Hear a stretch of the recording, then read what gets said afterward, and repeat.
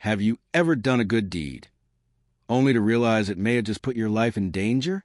This is the story of Malik Johnson, a hard-working black taxi driver who thought he was just helping a stranger one rainy night.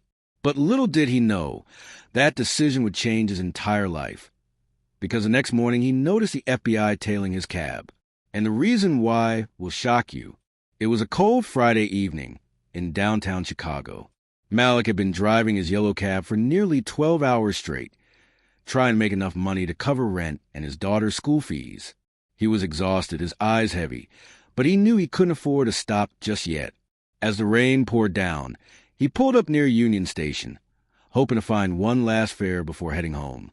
That's when he saw him, a man standing alone on the sidewalk, no umbrella, shivering in the rain.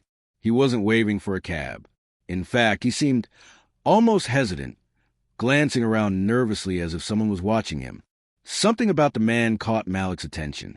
His clothes were a little too expensive for someone stranded in the rain, an expensive navy suit, polished shoes, but his tie was missing and his face looked pale, almost frightened. Malik rolled down his window and called out, "Hey, you need a ride?" The man hesitated, then quickly nodded and jumped into the back seat. "Where to?" Malik asked. The man leaned forward, whispering, "Just drive, please." Malik frowned. "Sir, I need an address." But the man shook his head. His voice trembled. "Anywhere but here. Just go.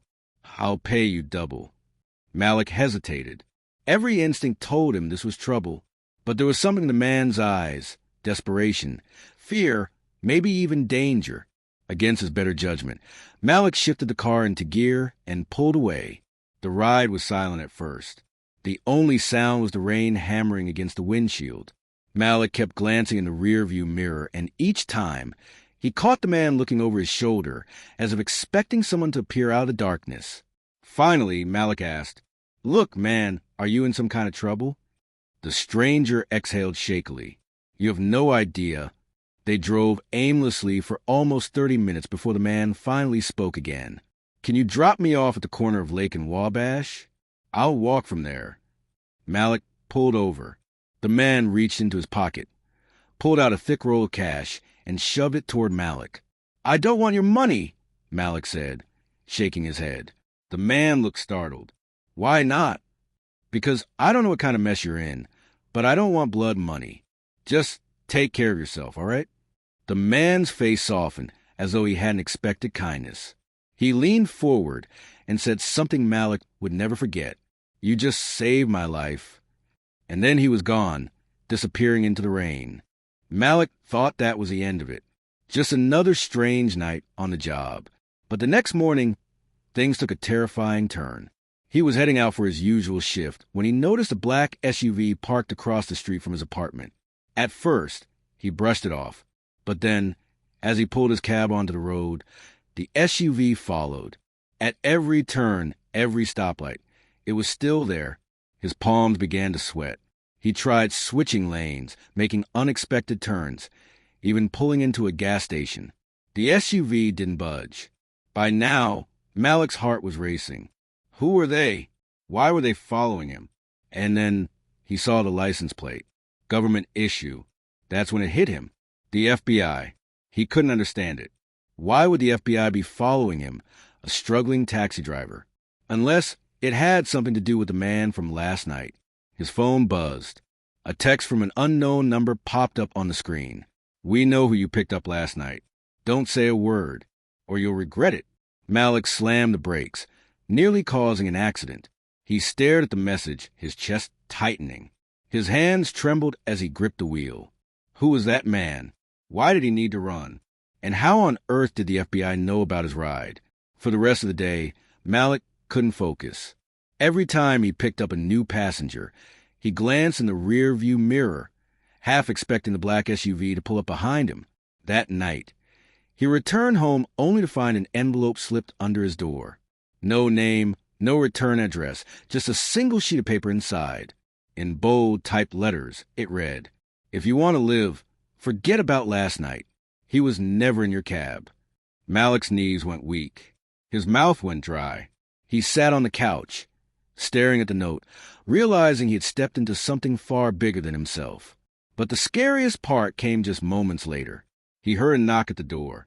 Slow, heavy, deliberate. Malik froze, clutching the note in his hand. His gut told him not to answer. But the knocking continued, louder this time. Finally, he crept to the door and peered through the peephole. Standing there was a man in a black suit, earpiece in his ear, stern face, an FBI agent. Mr. Johnson. The man's voice called through the door. We need to talk about last night. Malik's breath caught in his throat. He was trapped between two choices. Open the door and face the FBI, or stay silent and risk whatever shadowy force had already warned him. And just as he was about to decide, something happened that would change everything. A loud crash echoed from the alley behind his building, shattering glass, then the roar of an engine speeding away. Malik rushed to the window and saw a figure sprinting into the night. It was him, the same man he gave a ride to last night. Still alive, still running. And now, Malik knew he was in deeper trouble than he ever imagined, because what Malik discovers next will not only put his own life in danger, but also reveal a shocking truth about who that mysterious stranger really was. Malik stood frozen at the window, his heart pounding like a drum in his chest. The man he had given a free ride to, the same man who had vanished into the stormy night, was right there, sprinting through the shadows, fleeing as if his life depended on it. And outside his apartment door, the FBI waited. The pounding came again. Mr. Johnson, open up. Malik's throat tightened. He backed away from the door, clutching the threatening note still in his hand. Who was he supposed to trust? The FBI, who had been tailing him since dawn, or the faceless men who had slipped this warning under his door, men who clearly didn't want him talking? His daughter's face flashed in his mind. 11 years old, waiting at her grandmother's house just a few blocks away. Malik had promised her he'd keep her safe. But right now, he couldn't even protect himself. Another heavy knock rattled the frame. Mr. Johnson, this is urgent. Malik's instinct screamed, don't open it. Instead, he grabbed his jacket, shoved the note into his pocket, and tiptoed toward the fire escape at the back of the apartment. If the man was running, maybe he had answers. Maybe following him was the only way Malik could learn the truth. As he slipped out into the rain-soaked alley, he caught sight of the figure turning the corner, his expensive suit now torn and muddy. Malik gave chase, his shoes splashing in puddles as he struggled to keep up. "Hey!" he shouted. "Wait!" But the man didn't slow down. If anything, he ran faster. The chase twisted through narrow streets until finally, the man ducked into an abandoned warehouse. Malik hesitated at the entrance, his chest heaving. He knew he should turn back. He knew this was dangerous. But curiosity and fear pulled him inside. The warehouse smelled of rust and dust. Broken windows creaked in the wind. In the darkness, Malik spotted a man crouched in the corner, trying to catch his breath. When their eyes met, the man's expression hardened. "You shouldn't be here." Malik stepped forward cautiously. "I gave you a ride last night. Now the FBI is at my door, and people are sending me threats. You owe me some answers." The man's jaw tightened. He looked over his shoulder, as if someone might burst in any second.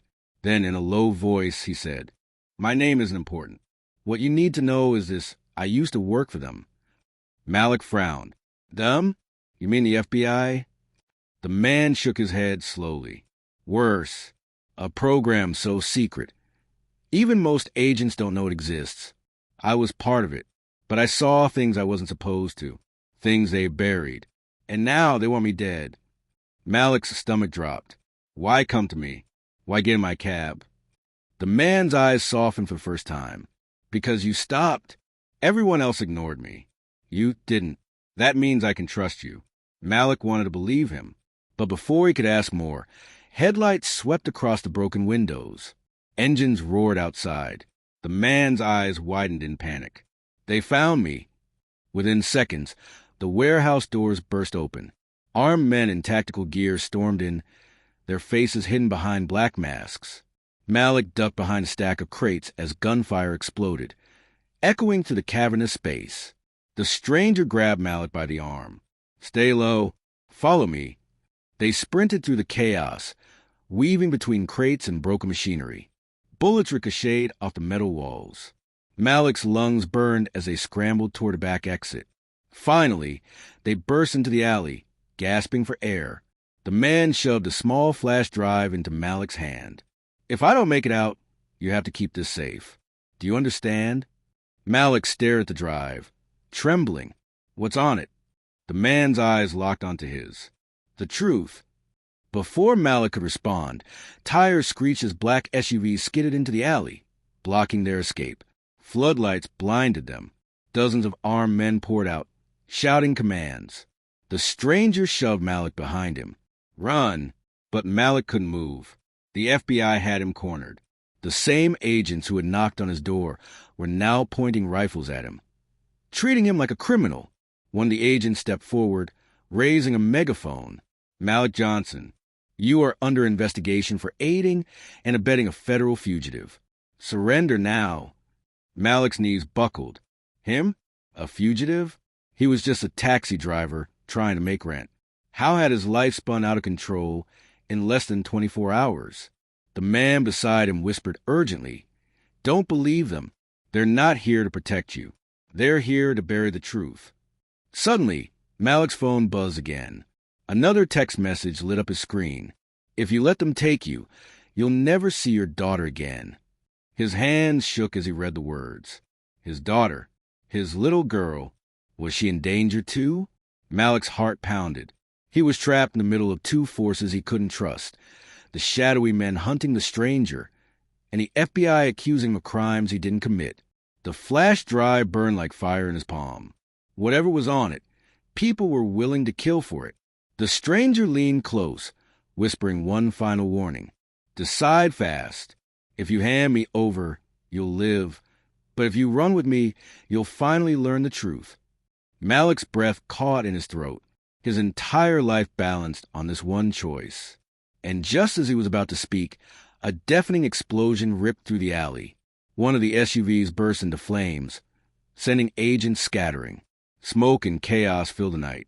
Through the haze, Malik saw a shadowy figure watching from a rooftop across the street.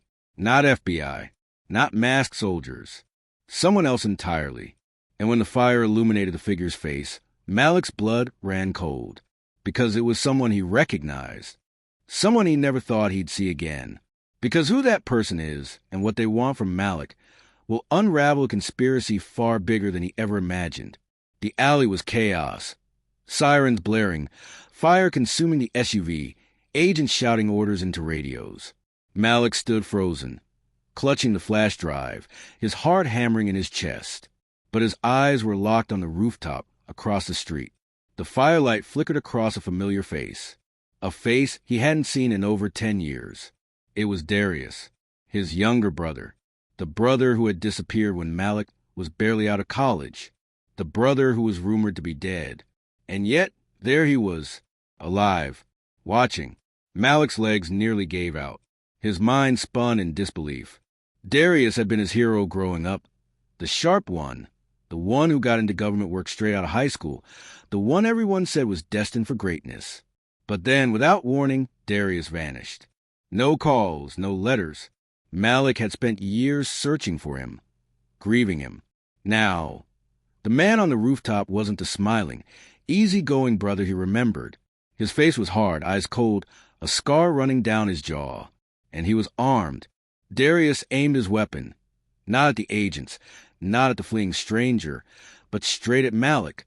Before Malik could process it, the stranger yanked him behind cover. "Don't freeze now. That man isn't who you think he is." Malik's chest tightened. His own brother, pointing a gun at him. His voice cracked as he whispered, "That's my family. That's my brother." The stranger shook his head firmly. "Not anymore. He works for them. And if you trust him, you're dead." Gunfire erupted again as the agents tried to regain control of the alley. The explosion had thrown them into disarray. But now they were closing in. Darius didn't shoot. He just stared down the scope of his rifle, watching Malik as if waiting for him to make a choice. The stranger shoved Malik toward a narrow stairwell, leading deeper into the city's underground tunnels. If you want answers, you come with me. But if you want safety, go to him. Malik's mind was a storm. Could his brother really be part of this? Could Darius have been working with the same people trying to silence the truth? His phone buzzed again. Another anonymous text. He isn't your brother anymore. Run. Malik's body moved before his brain could catch up. He sprinted after the stranger, plunging into the tunnels. The air was damp, the darkness overwhelming, but the sound of agents shouting above faded as they ran deeper underground. Finally, the stranger stopped, leaning against the wall, gasping for breath. He turned to Malik with urgency. There's no more time. What's on that drive? It's proof of a program that takes people, erases them, and rebuilds them into ghosts who don't exist on paper. Assassins, spies, disposable tools. Malik's voice trembled. Are you saying my brother? The man nodded grimly. They took him, and now he's one of them. Malik's head spun. All the years of wondering, all the grief. It hadn't been death that stole his brother. It had been something much darker. The man continued. That drive holds everything. Names, dates, operations. If the world sees it, the program collapses. But if they catch us first, you will vanish, just like your brother did. Before Malik could respond, footsteps echoed through the tunnels. Flashlights cut through the darkness. They found us. They sprinted again, twisting through the maze of tunnels until they burst into a forgotten subway platform. A rusted train sat motionless on the tracks. The stranger yanked open a door. In here. Inside, the air was stale. Malik's chest rose and fell rapidly as the stranger secured the door. Suddenly, a voice boomed from the shadows of the platform. Malik. The sound froze him where he stood. He knew that voice. Darius stepped into the dim light, weapon lowered. His expression was unreadable. You don't understand what you're holding. Hand me the drive and I can protect you. Malik's throat tightened. Protect me? You've been gone for 10 years, Darius. You let me think you were dead, and now you show up pointing a gun at me. For a moment, Darius's face softened. His voice cracked. I didn't have a choice. They made me disappear. And now, if you don't give me that drive, they'll make you disappear too. The stranger inside the train hissed. Don't believe him. He's lying. He's part of the machine. Malik's hand shook as he gripped the flash drive. His brother or the stranger? Safety or the truth? Tears burned in his eyes as Darius stepped closer. Please, Malik, I'm still your brother. Trust me. And just when Malik thought he had to decide, another deafening blast rocked the platform. Concrete rained from the ceiling as armed men stormed both entrances. Darius raised his weapon again, but this time not at Malik. He fired at the intruders, covering his brother.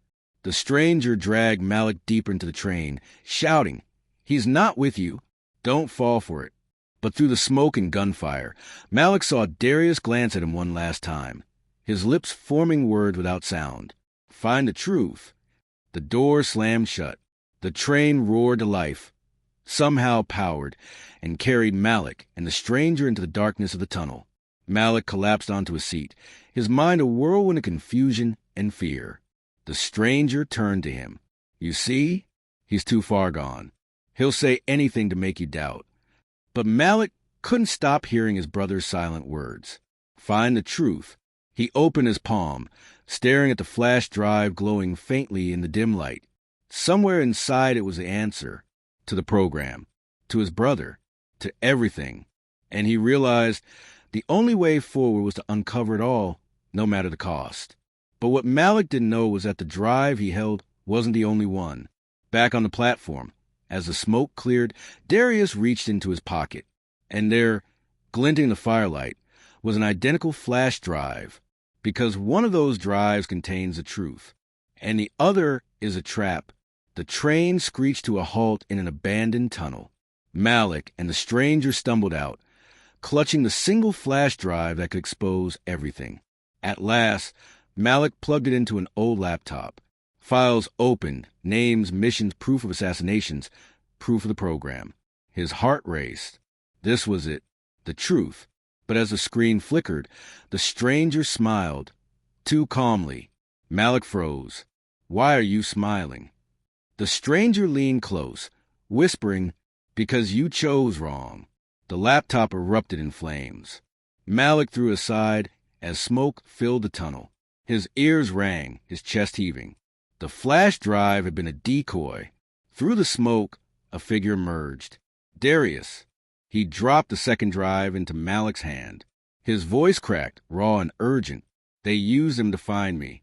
I'm still your brother. But this is the real truth. Don't waste it." Before Malik could respond, gunfire lit the tunnel.